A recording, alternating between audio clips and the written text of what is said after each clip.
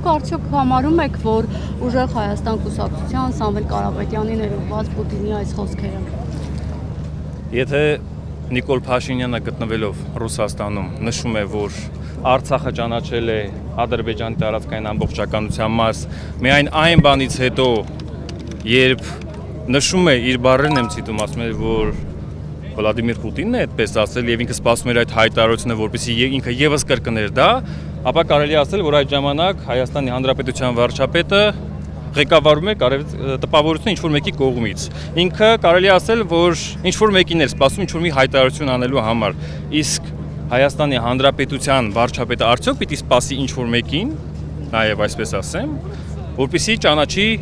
Արցախը Ադրբեջանի տարածքային ամբողջականության մաս։ Կարելի ասել, որ ղեկավարվում էր անգամ ինչ-որ մեկի կողմից։ Իսկ այսօր ում կողմից է ղեկավարվում։ Կարելի ասել, որ նա սպասարկում է ինչ-որ մեկի շահը։ Եթե այսօր անդադար դեռևս կրկնում է ադրբեջանական թեզերը, շարունակում է ժողովրդին ահաբեկել պատերազմով, որը կարծում եմ նաև դավաճանական քայլ է սեփական ժողովրդի հանդեպ։ Ես կարծում եմ, որ Նիկոլ Փաշինյանը դեռևս արդեն ցույց է տալիս, որ իր իշխանության ներսում կան որոշակի ճեղքեր եւ իր իշխանությունը արդեն վերջին է, այսպես ասած խաղը արդեն ավարտվում է գնալով։ Տպավորություն է ստեղծում, որ ինքը կարող է երրորդ անգամ ընտրվել, բայց ժողովուրդն է ցույց տալիս, որ չի հավատում այդ իշխանությանը եւ կանգնում է ուժեղ առաջնորդի կողքին, քանի որ ուզում է ունենալ ուժեղ պետություն։ Պարոն Մանուկյան, տևական ժամանակ Նիկոլ Փաշինյանը Facebook-յան իր էջում տեսանյութեր է հրապարակում, նշում է, եթե ուժեղ եք, ապա այս արեք, այն արեք, ինչպես եք վերաբերում առհասարակ նման տեսանյութերին վարչապետի կողմից արված։ Զարմանալի է, որ Փաշինյանը խոսում է ուժեղ բառի մասին նախ։ Ես չեմ զարմանում նաև որոշակիորեն, եթե ինքը իր թուլությունը ցույց է տալիս այդ տրամաբանության մեջ։ Քանի որ եթե մարդ իր տեսակով ուժեղ լիներ,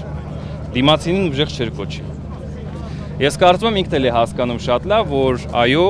Հայաստանի հաջորդ վարչապետ Սամվել Կարապետյանը իր տեսակով, իր անցած ճանապարհով, իր քաղաքականության այս տրամաբանության մեջ ուժեղը կարող է լինել եւ ապացուցելու է դա։ Քանի որ Հայաստանում իր գործունեությամբ ցույց է տվել, որ ինքը կառուցող է, ոչ թե պառակտող, ինչ այսօրվա իշխանությունն է։ Կարմիր գծերը ստեղծել է ներողություն, կարմիր գծերը, այդ սև ու սպիտակի տրամաբանությունը, որը միայն Փաշինյանի իշխանությունն է։ Կարմիր գծերի հատելու տրամաբանությունն էլ է իրեն եղել։ Մի բարձ բան կա։ Այսօրվա իշխանությունը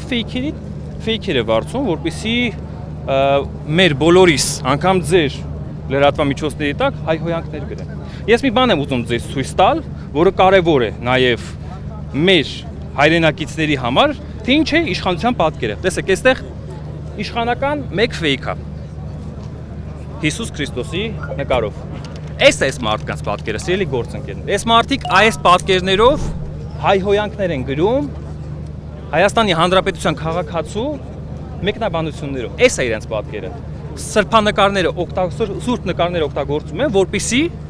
մարդկանց բախարակեն։ Այս է իրենց դեպքը։ Այսինքն կարմիր գծեր չունեն, սրբություն չունեն այս մարդիկ։ Եվ այդ մարդիկ չեն կարող կոչվել Հայաստանի Հանրապետության ղեկավարներ կամ կառավարիչներ։ Իրենք պիտի հեռանան գեղեցիկ կերպով, քանի որ Հայաստանի Հանրապետության վարչապետ պիտի լինի արժանապատվություն ունեցող անձ։ Պիտի լինի Սամվել Կարապետյան։ Տեսեք, Սամվել Կարապետյանը հիմա նաև կալանավորված է ի աջակցություն եկեղեցու, երբ խոսք հայտնեց, որ եկեղեցու կողքին է, եւ հրապարակվեց նախընտրական ցուցակը ԿՊ-ի եւ այնտեղ կար կետ, որ ինչպես գրված է եկեղեցու փաստացի պետին պետք է կոչեն հանգստի։ Ինչպես եք վերաբերվում, որ նաեւ նորից կասեք հարցը։ Վեհապար հայրապետին պետք է փոխեն, կոչեն հանգստի եկեղեցու պետին։ Ինչպես եք վերաբերվում, որ նաեւ սրա համար պիտի ժողովրդից քվեղ ուզեն, խնդրեն։ Նախ եկեք հասկանանք, որ ի սկզբանե մեր պայքարը սկսվել է եկեղեցու պաշտպանությունից։ Հայաստանի Հանրապետությունում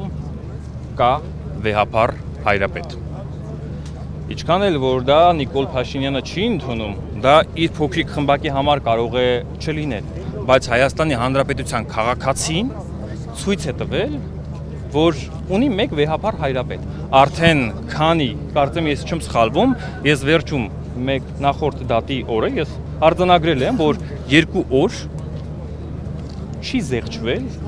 վեհապար հայրապետի անունը։ Այսինքն Հայաստանի Հանրապետության քաղաքացին կարողացավ ցույց տալ, որ ունի վեհափառ հայրապետ, որ ունի եկեղեցի, որ ունի սկզբունքներ, որ ունի արժեքներ։ Այսինքն կարելի է այդտեղ ասել, որ Նիկոլ Փաշինյանը պարտվեց իր հակաեկեղեցական արշավում։ Եվ այսօր մենք հիշում եք, որ անգամ Նիկոլ Փաշինյանը եւ իր փոքրիկ խմբակն էր ասում, որ այս երիտասարդական շարժումը հնարավոր է հաջողություն չունենա։ Այսօր արդեն մենք հանդես ենք գալիս դաշինքով եւ հայտարարում ենք, որ մասնակցում ենք ընտրություններում եւ ունենալու ենք մեծագույն հաղթանակ։ Եվ որ այստեղ տեսնելու եք մեծ պատկեր, երբ որ այստեղ տեսնելու եք Հայաստանի Հանրապետության քաղաքացու հոծ բազմություն եւ դա ապացուցել է, որ մենք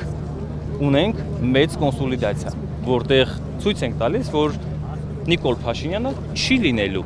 հաջորդ վարչապետը։ Սա կարծում եմ փոքրիկ խմբակի ամենամեծագույն վախը կարող է լինել։ Կխնդրեմ անդրադառնալ նաև նրան, երբ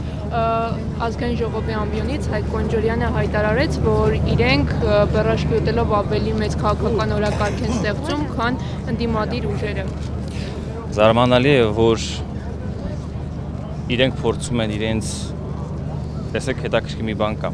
երբ որ իրենք փորձում են անդադար վերջի 6-7 տարում անընդհատ փորձում են օրակարգ վերցնել, այսօր իրենց մոտ չի ստացվում օրակարգ թելադրել։ Այդ դեպքում ինչ է մնա անում։ Այսինքն մի փոքր բան անել։ Մի այստեղից մի բան բստրել, մի այնտեղից մի բան բստրել։ Հնարավոր ես իրեն էլ եմ ասել, Նիկոլ Փաշինյանը կարծես թե տպավորություն է ստեղծում, որ իրեն լայքերն են հետաքրքիր, իրեն հոլովակի դիտողականությունն է հետաքրքիր։ Ես չեմ սխալվում, չէ՞, որ ինքը անգամ նկարները սկրինշոթանում դնում իր էջում։